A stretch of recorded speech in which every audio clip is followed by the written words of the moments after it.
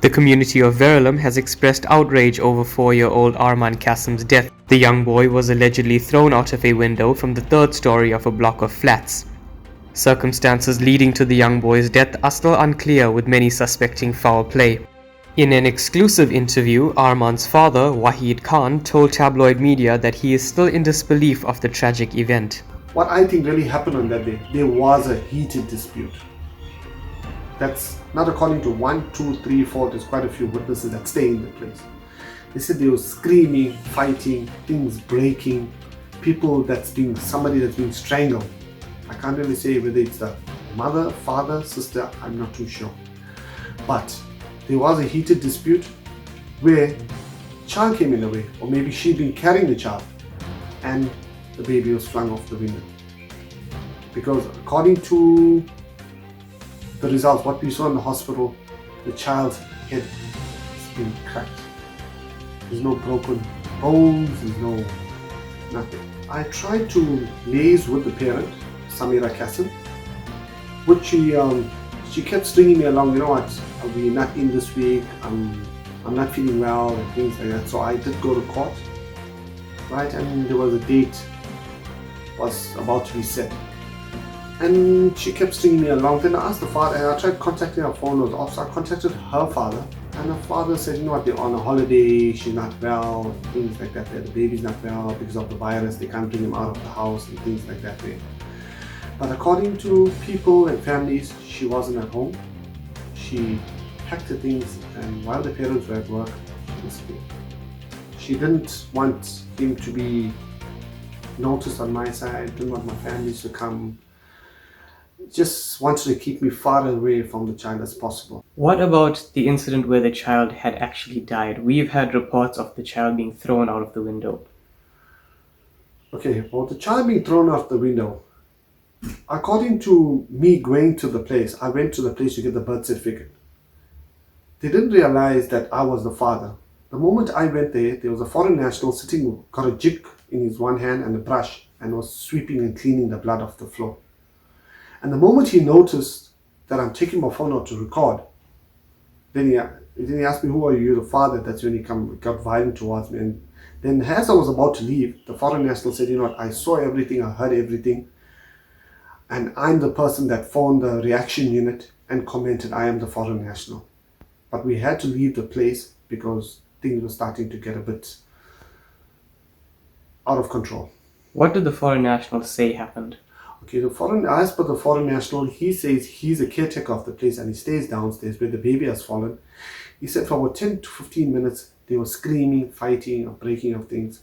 And the baby was flung out of the window, but he doesn't know whether by the mother or the father.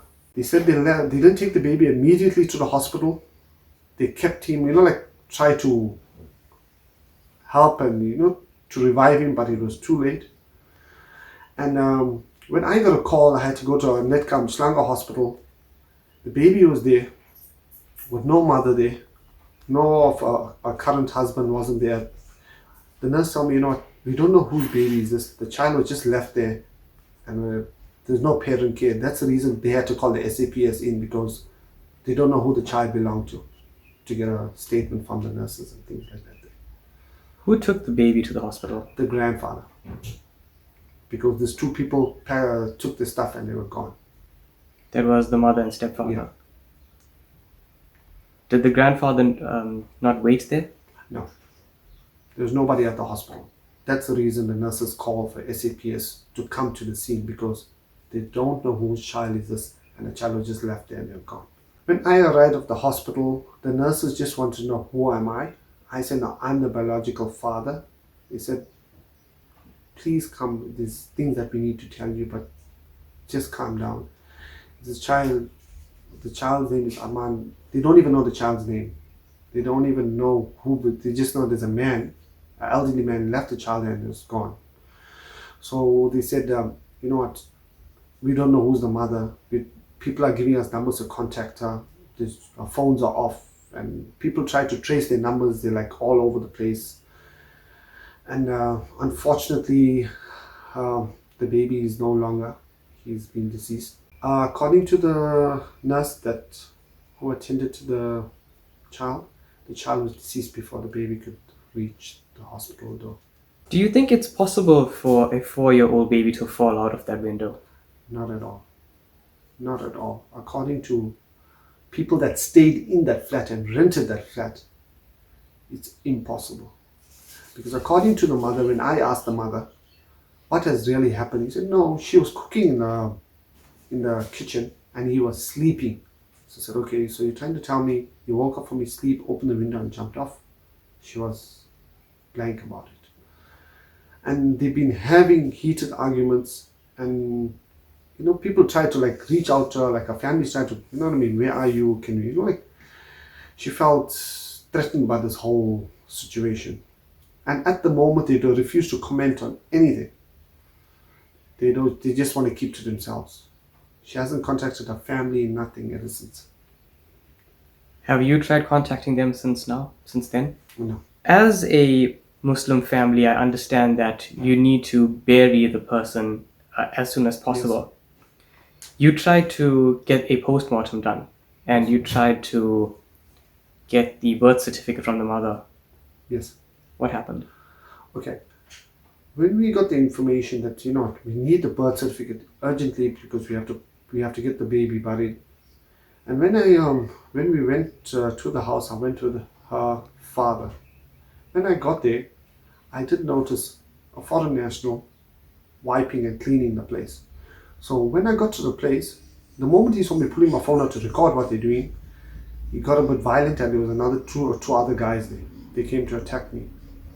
And not realizing, but it was all a heated thing, I picked up a stone and I threw it, not realizing I damaged the vehicle. But that wasn't my intention. And we left the place because things were starting to get out of control, because they don't want nobody in the place because they're still sorting themselves out and things like that there. And it went the whole day. It went up to almost, about 9:30, 10 o'clock in the night. That's the only time she managed to show up with the birth certificate. And by then, the child would have been long buried, because the child was certified dead around 12. 11, 12 o'clock. That's during the... I have spoken to the detective. He's like, he said, she said, he's like very laxy-daisy.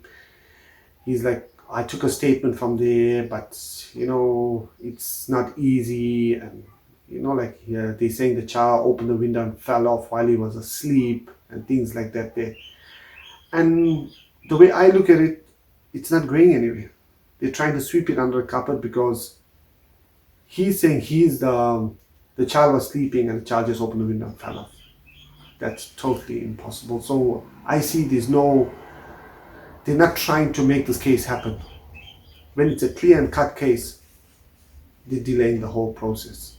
When approached, the mother and stepfather had declined to comment. Lloyd Govinsamy for Tabloid TV News in Verulam.